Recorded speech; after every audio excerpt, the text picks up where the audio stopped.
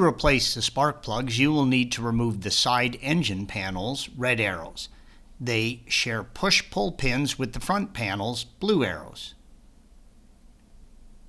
It's a coil-over system, which means you're going to need to remove the coils first. And you're going to want to remove the airbox lids to get access to the coils. Begin by separating the down tube from the airbox. Use a T30 torque and turn the plastic fasteners until you can pull them up and out, red arrows. With the fasteners turned so the bottom tab lines up with the top, you can push them out from below or pull them out with pliers from above. With the fasteners removed, you can see the bottom tab and how it needs to line up with the slots in the holder, red arrows.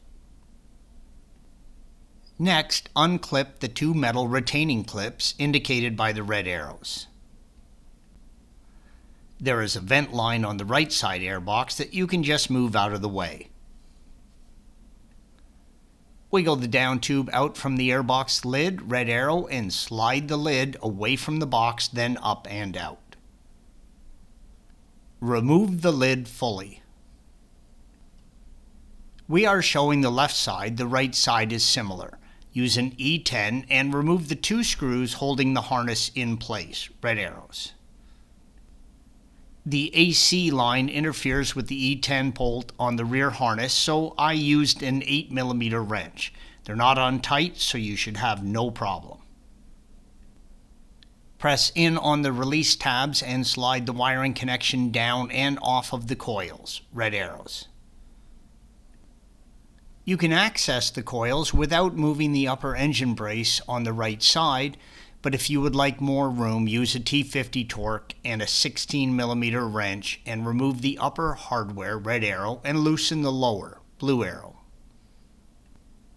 You can now pivot the brace up and out of the way.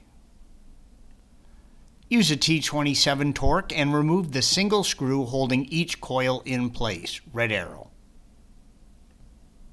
The screws will remain in the coil and can be used to help remove the coil from the engine. Pull the coil straight out from the engine. There is no way to tell if a coil is bad by looking at it other than if it has physical damage. Some people like to put some dielectric grease on the electrical connection, red arrow, and the top of the spark plug where it meets the coil. I do not recommend either. Use a 5/8 thin-walled socket and extension to remove the plug from the cylinder head. Plugs have a very deep thread on them, so you'll be turning for a while. Always inspect the old plugs. You can learn a lot about the health of your motor by looking at old plugs. If you see this, red arrow, in ashen color, that's good. Any signs of oil, dark or burnt spots, or wetness are signs of an unhealthy motor. Although the plugs come pre-gapped, I like to double check, red arrow, just to make sure. If the gap is off, do not bend the electrode, get a new plug. Any damage to the electrode or crack in the ceramics, and the plug should not be installed. Never put anti-seize on the threads of the plug. The threads are used as a ground and you do not want to interfere with that. Some people use a small amount of dielectric grease on the top of the plug where it connects to the coil, but I personally do not on this vehicle.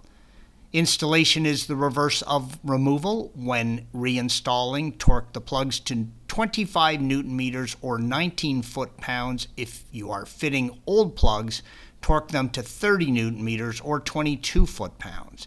The coil screws are torqued to 10 meters or 7.5 foot-pounds. Thanks for watching.